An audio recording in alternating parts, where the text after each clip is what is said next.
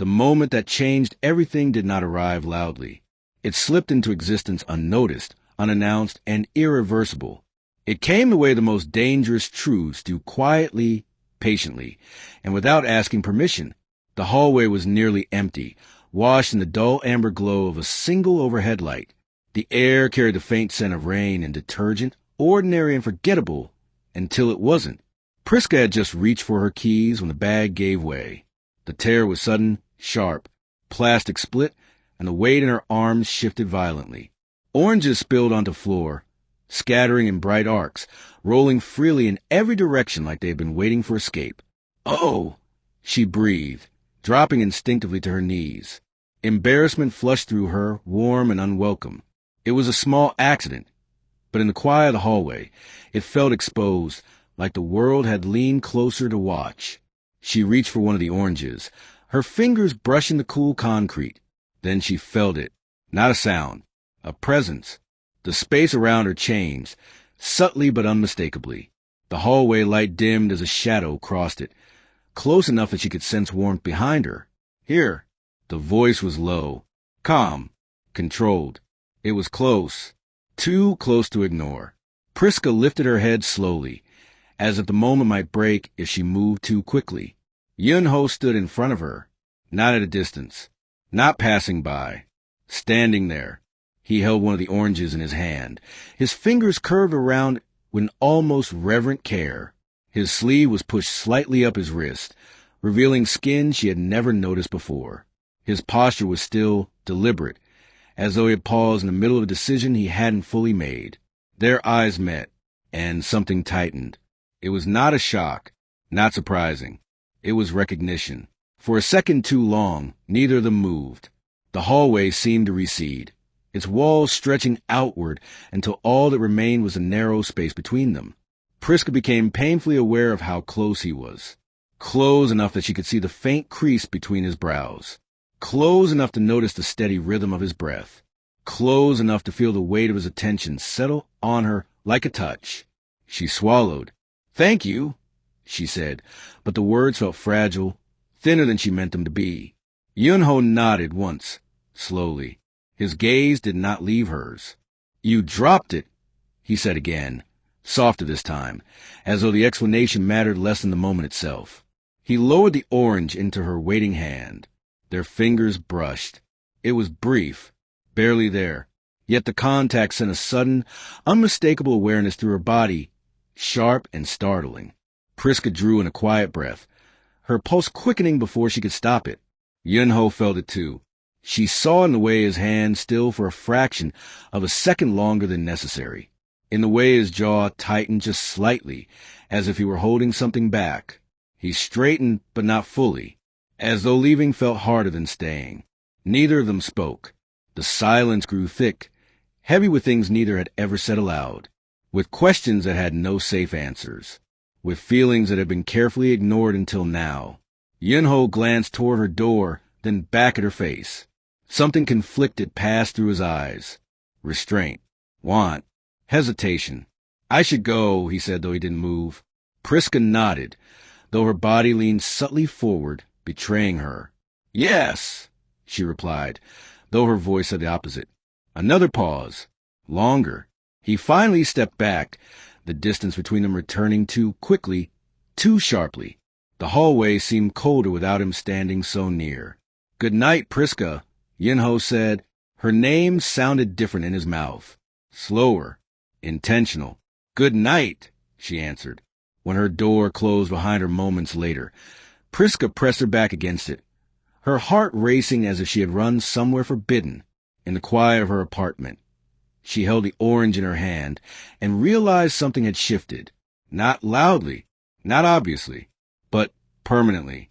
That was the moment. Priska did not move for a long time. Her back rested against the door, her palms pressed flat against the cool wood, as though it were the only thing keeping her steady. The apartment was quiet, but her chest was not. Her heartbeat echoed loudly in her ears, uneven and insistent, refusing to slow. She closed her eyes. Too close. That was a thought that repeated itself, looping endlessly. Too close. Too intimate. Too much for something that was never meant to be anything at all. She lifted the orange he had handed her, turning it slowly in her fingers. The skin was warm, still holding the heat of his hand. It was ridiculous, she told herself, to feel this way over something so small. A shared glance, a brushed hand, a moment already finished. And yet her body had not gotten the message. She exhaled shakily and pushed herself away from the door. The apartment lights flickered on, revealing familiar safety of her space, the place where she had always been alone.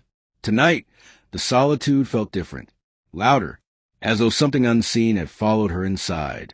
She washed the oranges carefully, one by one, but her thoughts refused to stay with the task. Every movement reminded her of him, the careful way he had spoken, the hesitation in his eyes, the way he had said her name like it mattered. Good night, Priska. She leaned against the counter, suddenly tired. This was dangerous territory. She knew that. Yun-ho was her neighbor, a man from a different world, carrying expectations she could only guess at, and she was not a woman who allowed herself to want things she couldn't fully reach. Yet tonight, one had arrived uninvited. Across the hall, Yun-ho stood in the dim light of his own apartment, his door closed, his back pressed against it in the same way hers had been. He stared at his hand. It was absurd, he knew, but his fingers still remembered the brief, accidental contact, the softness of her skin, the way she had inhaled sharply, as though the touch had startled something awake in her. He closed his eyes. He had practiced restraint his entire life. It was woven into him, taught early and reinforced often. Distance was polite. Silence was respectful. Desire was something to be mastered, not indulged. But tonight, all that felt fragile. Priska's face rose unbidden in his mind. The curve of her mouth when she smiled uncertainly, the warmth in her eyes, the vulnerability she hadn't tried to hide when the oranges spilled, when the world briefly tilted against her. He had wanted to help her before the bag ever tore. The realization unsettled him. He had noticed her long before tonight. In moments he pretended didn't matter. In glances, he told himself they were harmless. But the hallway had stripped away his excuses. There had been no distance there. No goals. Just her, kneeling in front of him, close enough to touch, real enough to feel. Too real. He moved to the window and opened it slightly, letting the cool night air rush in. It did nothing to calm him. You should not feel this, he told himself. But feelings, he was learning, did not ask permission. Sleep did not come easily to either of them. Priska lay awake, staring at the ceiling, replaying the moment over and over. She wondered if she had imagined intensity in his gaze, if the pause had meant something only to her, if she had crossed a line without realizing it simply by existing too honestly in front of him. At some point, she turned onto her side and whispered quietly, "Get a grip?" But her heart refused to listen. Morning arrived gently, as if unaware of what had shifted overnight. Priska hesitated before leaving her apartment, her hand lingering on the doorknob. She didn't know what she hoped for. To see him again? To avoid him? Both possibilities made her chest tighten. When she stepped into the hallway, it was empty. Disappointment surprised her with its sharpness. Later, as she returned from work, tired and distracted, she heard footsteps behind her on the stairs. She knew who it was before she turned around. Yun-ho stopped a few steps below her. He looked different in the daylight, more guarded, more composed. But when his eyes met hers, something familiar flickered beneath the surface. "Priska," he said. Her name again. "Yun-ho," she replied, her voice steadier than she felt. They stood there, suspended between what had happened and what might happen next. "I hope you had a good day," he said. She nodded. "I did. I mean, yes." A small smile tugged at his mouth, brief but genuine. "I'm glad." Another pause settled between them, heavy with unspoken questions. Priska wondered if he felt it too, the pull that seemed to stretch tighter every time they shared silence. She broke it first. "Thank you," she said quietly. "For last night." Yun-ho held her gaze. "You're welcome," he replied. Then, after a moment, "I was glad I was there." Her breath caught. "So was I," she wanted to say, but she didn't. Not yet. They parted soon after, each carrying the same unasked question, the same growing awareness. Something had begun, and neither of them knew how to stop it. The space between them was not empty. It was charged with things neither Priska nor Yunho dared to name. It followed them down hallways, lingered in elevators, and stretched across the thin wall that separated their apartments. It was present even when they were alone, especially then. Priska became acutely aware of how often she thought of him, not in dramatic waves, but in quiet intrusions, while brushing her teeth, while stirring her coffee absent-mindedly, while pausing at her window, watching the evening light fade across the building opposite hers. She caught herself listening for his footsteps.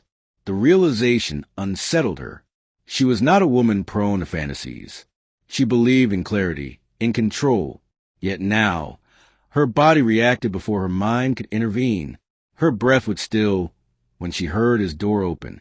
Her heart would lift when she spotted him across the courtyard, leaning against a railing, his gaze distant.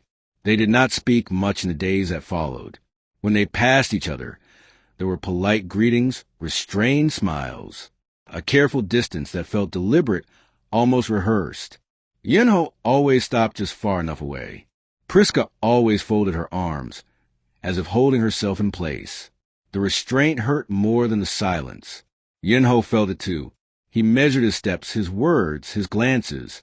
Every instinct urged him closer, yet something older and heavier pulled him back. He worried about misreading her kindness, about overstepping, about wanting something that could complicate both of their lives. Still, his eyes betrayed him. They lingered too long, tracked her movement unconsciously, softened whenever she smiled, even when that smile wasn't meant for him. At night, he found himself standing by the wall they shared, listening to nothing and everything at once. One evening, the elevator stalled. Priska felt a sudden jolt and a quiet thud as the doors remained closed. A small laugh escaped her, nervous but light. "Of course," she muttered. A second later, the doors slid open again. Yunho stood there. The air between them changed instantly. "Oh," Priska said too softly. Unreachable." The doors closed behind them with a soft finality, sealing them into a narrow space neither had chosen but both were acutely aware of. They stood on opposite sides, bodies angled carefully away from each other. The hum of the elevator filled the silence. "How have you been?" Yunho asked. "Good," Priska answered. Then more honestly, "Busy?" He nodded. "Me too." Silence returned, heavier now. Priska could feel him without looking. The warmth of his presence, the controlled stillness of him. She wondered if he could feel her in the same way, if the space between them vibrated as loudly for him as it did for her. When the elevator jerked to a stop between floors, her breath caught. The lights flickered once, then steadied. "Looks like we're stuck," Yunho said calmly, though his hand tightened slightly at his side. Priska laughed, a quiet sound meant to ease the tension. "Well, that's one way to force conversation." He smiled just barely. Minutes passed. The stillness grew intimate, confined, unavoidable. Priska shifted her weight, her shoulder brushing the wall. Yunho turned slightly, his gaze meeting hers for the first time since the doors closed. Up close, the restraint in his expression was unmistakable. "You okay?" he asked. "Yes," she said, though her pulse suggested otherwise. "Are you?" He hesitated. Something in his tone made her chest ache. When the elevator finally resumed its slow descent, relief and disappointment arrived together. They exited on the same floor. At her door, Priska stopped. "So," she said, turning to face him fully, "I guess I'll see you around." "Yes," Yunho replied. He paused, then added quietly, "I hope so." Their eyes held. There was so much he wanted to say, so much he wanted to hear, but the space between them remained, stretched thin but unbroken. Priska unlocked her door and stepped inside. Yunho stood there a moment longer, staring at the closed door, his reflection faint in the wood. The space between them had not closed, but it had narrowed, and that somehow felt even more dangerous. Restraint did not shatter all at once. It fractured quietly, in places neither of them thought to guard. For Priska, it began with laughter. It surprised her one evening as they stood outside the building, waiting for the rain to ease. The sound slipped out unguarded, soft and genuine, in response to something Yunho said about his first disastrous attempt at cooking American pancakes. They were very flat, he admitted, his mouth curving into a self-conscious smile. I think I offended them. Priska laughed before she could stop herself. The tension that had wrapped so tightly around her chest loosened, just a little. She saw his shoulders relax in response, his posture less guarded, his expression warmer. I can help, she said, if you ever want a second try. Yunho's eyes lifted to hers, something hopeful flickering there. I would like that. The simplicity of the exchange left her breathless. For Yunho, restraint cracked in the quiet moments afterward. He found himself replaying her laughter, the way it filled the space between them without hesitation or fear. It echoed in his apartment as he washed dishes, as he prepared tea, as he sat alone at night trying to convince himself that wanting her was unwise. Yet wanting her had begun to feel unavoidable. He noticed how she tilted her head when she listened, how her eyes softened when she spoke kindly, how she carried herself with a quiet confidence that drew him in more than he expected. And once noticed, it was impossible to unsee. Their interactions grew longer. They lingered at the mailbox, paused at the stairs. I walked the same route a little more often than coincidence could explain. One afternoon, Priska struggled with a stubborn jar lid in the communal kitchen. Need help? Yunho asked from behind her. Yes, she said too quickly. He stepped closer, close enough that she could feel the warmth of him at her back. He reached around her, his arm brushing her side as he twisted the lid open effortlessly. There, he said. She turned to face him, and suddenly he was too close again. The space between them shrank, breath and body awareness colliding. Priska felt her pulse jump.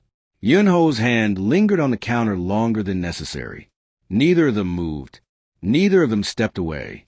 The restraint that once felt solid now felt thin, stretched to its limit. Thank you, she murmured. You're welcome, he replied, his voice lower than usual.